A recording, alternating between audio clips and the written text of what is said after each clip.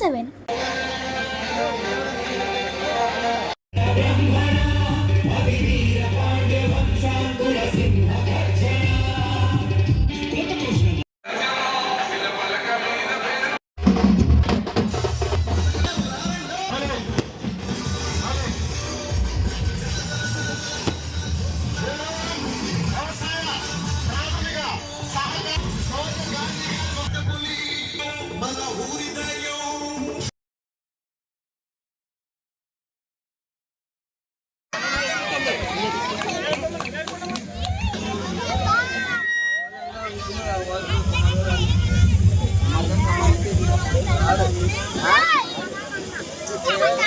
ఈరోజు మరి వీరవరం సొసైటీ రమేష్ గారికి వేదికను అలంకరించినటువంటి అతిరథ మహారథులకు, అదేవిధంగా మరి గాంధీ గారి మీద, మరి అదేవిధంగా కుటుంబ సభ్యుల మీద ఎంతో ఆప్యాయత, ఆదరణ, అభిమానంతో ఇంత ఘనంగా మరి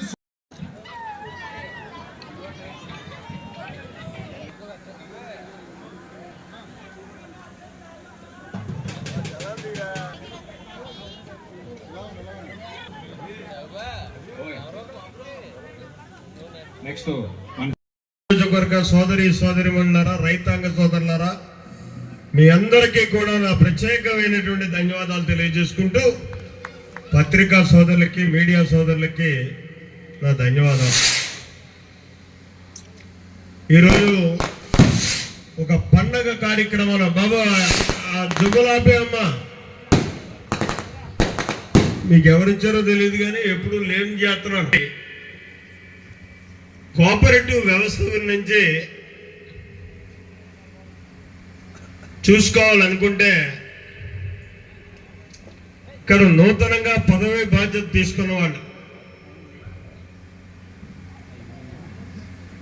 బాబు కానీ, సొసైటీ ప్రెసిడెంట్గా గాంధీ కానీ, సభ్యులు కానీ, అలాగే వేళ్లతోటి రాష్ట్ర వ్యాప్తంగా అన్ని సొసైటీలకి కూడా సభ్యులను నియమించడం జరిగింది. మార్కెట్ కమిటీలు కూడా నియమించడం జరిగింది. ముఖ్యంగా సొసైటీలు నిర్వీర్యం అవ్వడానికి ముఖ్యమైనటువంటి కారణం బాధ్యతారాహిత్యం. పదవి అన్నది ఒక అలంకారంగా భావించి అసలు సొసైటీలను అవగాహన కల్పించుకోకుండా వ్యవహరించినటువంటి ఎక్కువ మంది ప్రజాప్రతినిధుల వల్ల ఈ సొసైటీలు నిర్వీర్యమయ్యాయి. వాళ్ళు చూసుకుంటే ఇక్కడ వీరవరం సొసైటీ సుమారు 6 సొసైటీలు ఉన్నాయి. అవన్నీ కలిసిపోయి ఒకే సొసైటీ అయ్యింది. ఆ రోజు ఇక్కడే ఉన్న సొసైటీల కంటే ఇదేం పోటైన్ సొసైటీ కాదు, ఇది అదే స్థాయిలో ఉంది.